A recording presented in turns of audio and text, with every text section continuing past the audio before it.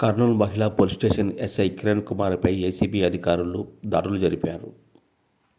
శివనాగిరెడ్డి అనే వ్యక్తి నుంచి 30,000 రూపాయలు లంచం తీసుకుంటుండగా అధికారులు రెడ్ హ్యాండెడ్గా పట్టుకున్నారు.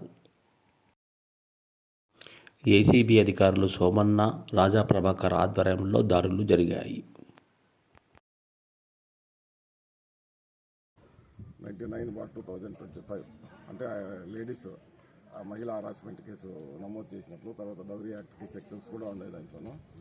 తర్వాత ఆ సెక్షన్ నమోదు చేసినట్లు, తర్వాత దాంట్లో అదే కేసులో వాళ్ళ భార్య అటెంప్ట్ మర్డర్ కేసు పెట్టిందని చెప్పి, తర్వాత దానికి బెయిల్ రాదని, ఈ కేసులో నేను బెయిల్ ఇస్తాను, ఆ కేసు సెక్షన్ తీసేస్తాను, కాబట్టి నాకు 60,000 ఇమ్మని చెప్పి డిమాండ్ చేసినాడు.